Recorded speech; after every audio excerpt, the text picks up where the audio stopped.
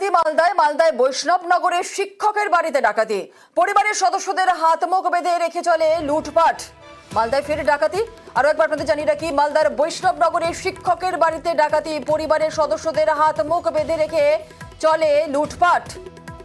আরো বিস্তারিত বলবে আমাদের সঙ্গে রয়েছেন আমাদের প্রতিনিধি সেবক। বৈষ্ণবনগরের শিক্ষকের বাড়িতে যে ডাকাতি হয়েছে, দুঃসাহসিক ডাকাতি, পরিবারের সদস্যদের হাত পা বেঁধে লুটপাট হয়েছে, পুলিশ সূত্রে ঠিক কি জানা যাচ্ছে? দেখো, বৈষ্ণবনগরের শাহবাঞ্চল এলাকায় এই ডাকাতির ঘটনা ঘটেছে এবং যেটা পরিবারের কর্তা দাবি করছেন যে 7 জন দুষ্কৃতী ছিল, তাদের অধিকাংশেরই হাতে ছিল আগ্নেয়াস্ত্র এবং 1 ঘন্টারও বেশি সময় ধরে লুটপাটের ঘটনা ঘটে। অন্তত 10 ভরি সোনার গয়না, নগদ লক্ষাধিক টাকা, একাধিক ফোন নিয়ে পর্যায়ে দুষ্কৃতীরা। এই ঘটনার পর মালদার বৈষ্ণবনগর থানা পুলিশ তদন্তে নেমেছে। যার বাড়িতে এই ডাকাতির ঘটনা, তিনি একটি নামী বেসরকারি আবাসিক স্কুলের প্রধান শিক্ষক।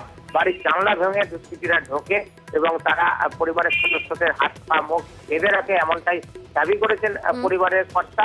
আর 7 জন অন্তত ছিল, তারা মুখ ঢাকা ছিল, হিন্দি ভাষায় নিজেদের মধ্যে কথা বলছিল, এমনটাই পরিবারের কর্তার দাবি।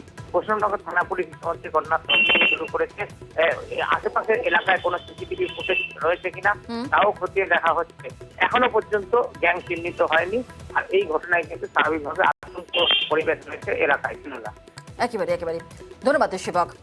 আর প্রসঙ্গত আপনাদের জানিয়ে রাখি যে এর আগে বড়দিনে চাঁচলে সোনার দোকানে ভয়াবহ ডাকাতি হয়। ঝাড়খণ্ড থেকে গ্রেফতার করা হয়েছে ডাকাত দলের অন্যতম সদস্যকে। আর তারপর ফের ডাকাতি মালদায় বৈষ্ণবনগরে শিক্ষকের বাড়িতে হলো ডাকাতি।